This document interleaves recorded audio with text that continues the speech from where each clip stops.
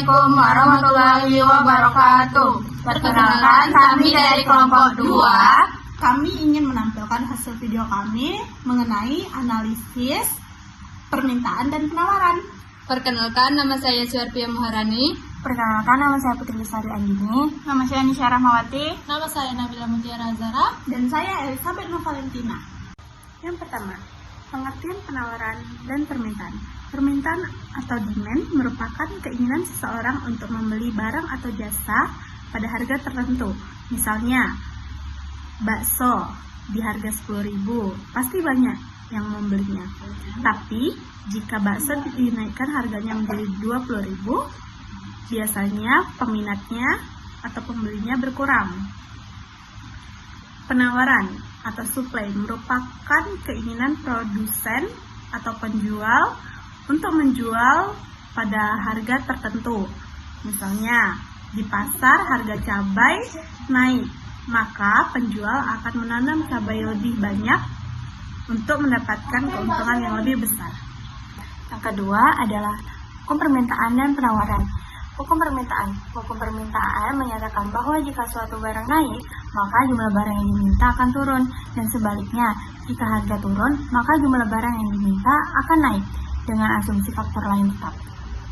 Lalu yang kedua adalah hukum penawaran. Hukum penawaran menyatakan bahwa jika suatu barang naik, maka jumlah barang yang ditawarkan akan naik, dan sebaliknya jika harga turun, maka jumlah barang yang ditawarkan akan turun. Lalu ada kesimpulannya, yaitu permintaan sama dengan harga naik, yaitu permintaan turun, dan harga turun permintaan akan naik. Lalu ada penawaran, harga naik sama dengan penawaran naik, lalu harga turun sama dengan penawarannya turun. Yang ketiga, titik keseimbangan atau equilibrium. Bayangkan grafik ada dua garis. Yang pertama, garis permintaan, turun dari kiri ke kanan. Yang kedua, garis penawaran, naik dari kiri ke kanan. Titik pertemuannya adalah harga keseimbangan. Kalau harga di atas titik itu, barang kebanyakan surplus. Kalau harga di bawah titik itu, barang kekurangan atau shortage. Nah, contohnya, misalnya keseimbangan pasar beras terjadi di 12.000 per kilo dengan jumlah 100 ton per hari. Jika pemerintah tetapkan harga maksimum 10.000 per kilo, akan ada shortage atau kekurangan pasokan karena banyak orang mau beli, tapi petani atau penjual enggan menjual.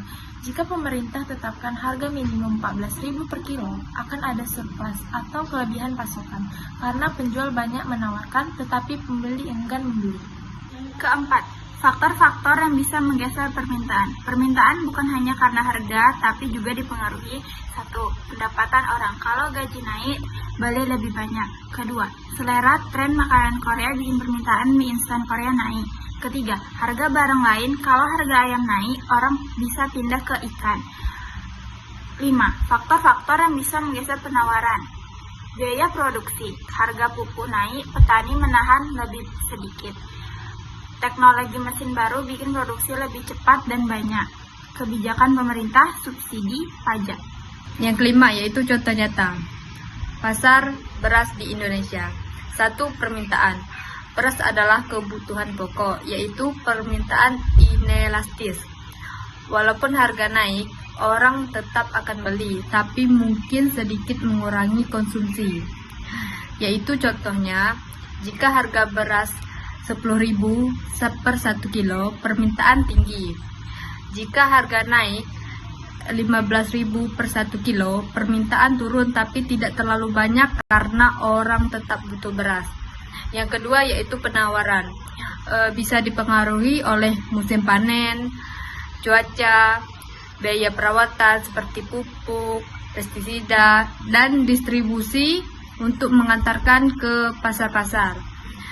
Saat musim panen raya, penawaran naik dan harga cenderung turun. Saat gagal panen atau distribusi terganggu, penawaran turun dan harga naik. Halo teman-teman, di sini saya akan memberikan satu contoh soal permintaan dan penawaran. Contoh soalnya adalah, pada saat harga daging sapi 60.000 per kilo, jumlah daging yang ditawarkan 5.000 per kilo. Pada saat harga naik menjadi 80.000 per kilo, jumlah daging yang ditawarkan naik menjadi 6.000 per kilo. Fungsi penawarannya adalah Yang ditanya kan fungsi penawaran. Jadi kita pakai rumus ini. P min P1 per P2 dikurang P1 sama dengan Q min Q1 per Q2 dikurang Q1. Jadi di sini saya jelaskan P1 adalah harga awal 60.000. P2 adalah harga yang kedua, harga yang dinaikkan yaitu 80.000. Q1 adalah jumlah daging yang ditawarkan yaitu 5.000. Yang Q2 adalah 6.000. Jadi P min P1 berarti 60 ya.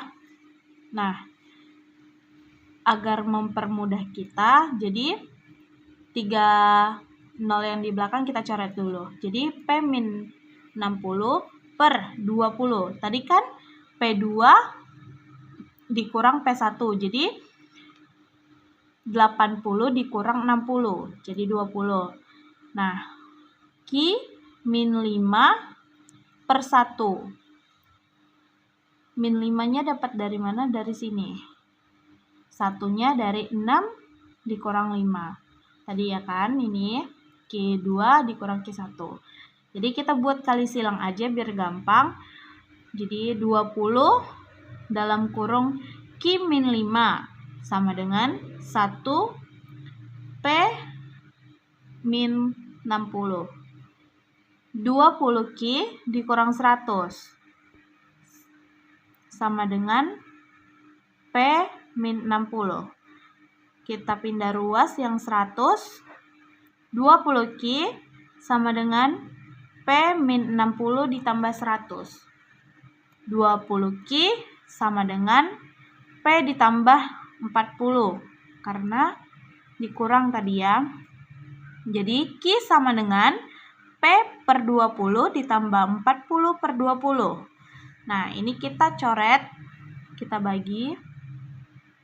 Sama-sama kita bagi, habis di 2. Jadi hasilnya Q sama dengan P per 20 ditambah 2000. Jadi jawabannya ini guys. Sekian video dari kami. Semoga kalian dapat memahami video dari kami. Dan maaf bila ada salah kata.